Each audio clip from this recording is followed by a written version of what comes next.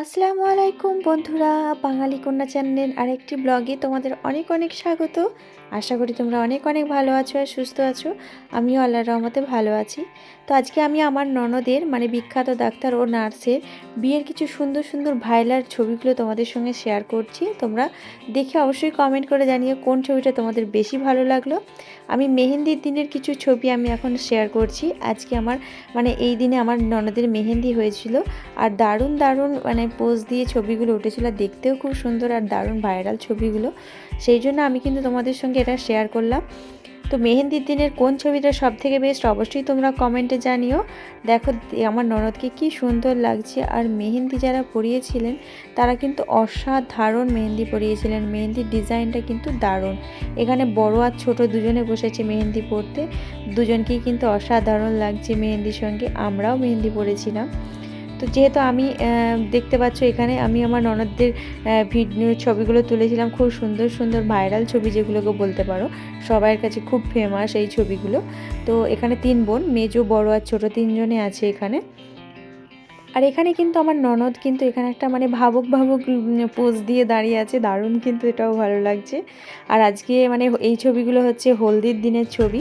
তো হলদির দিনে কিন্তু ওকে কিন্তু খুব সুন্দর দেখতে লাগছিল, আর হলুদে হলুদে আর সবুজে যেন একদম পরিবেশটা অসাধারণ হয়েছিল জানো তো। আর এখানে কিন্তু ওর লুকটা দারুণ লাগছে, আর যিনি সাজিয়েছিলেন তেনাকে বলবো আমি। তো তিনি খুব সুন্দর সুন্দর সাজিয়েছিলেন, অসাধারণ সাজিয়েছিলেন।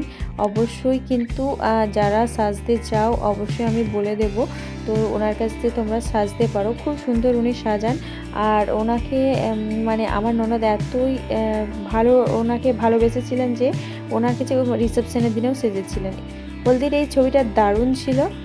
আর এই ছবিটা হচ্ছে ক্ষীর, আমাদের মুসলিমদের গায়ে হলুদের পরে যে অনুষ্ঠানটা হয় সেটা হচ্ছে ক্ষীরের অনুষ্ঠান।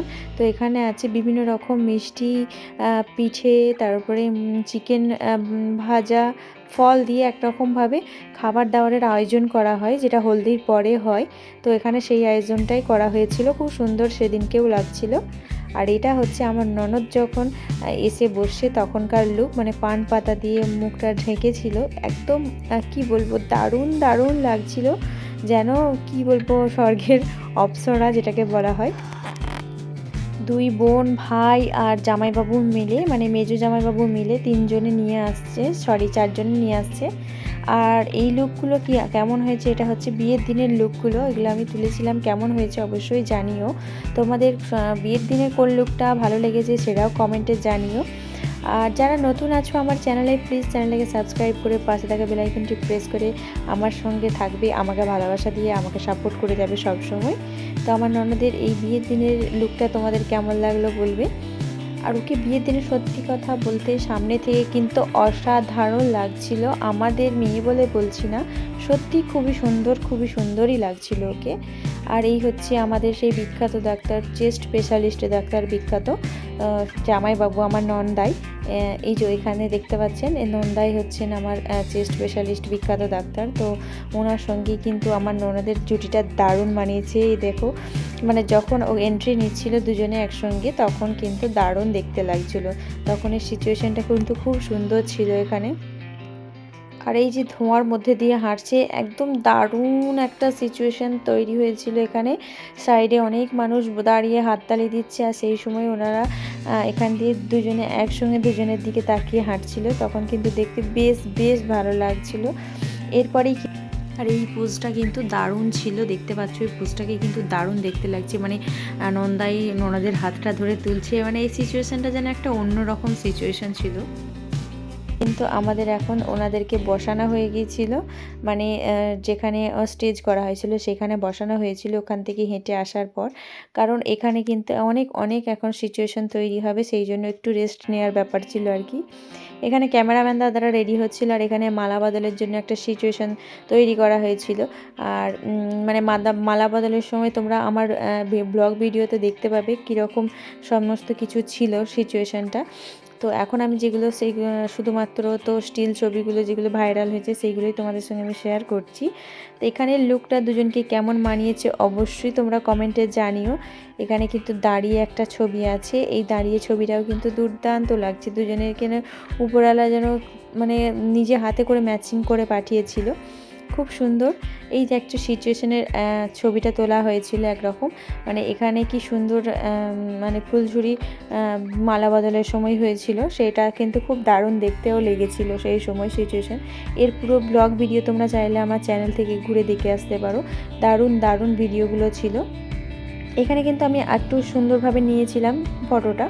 এখানে কিন্তু রেজিস্ট্রির সময় একটা পোজ দেওয়া হয়েছিল, সেই পোজে এই ছবিটা তোলা হয়েছিল কিন্তু বিয়ের দিনে।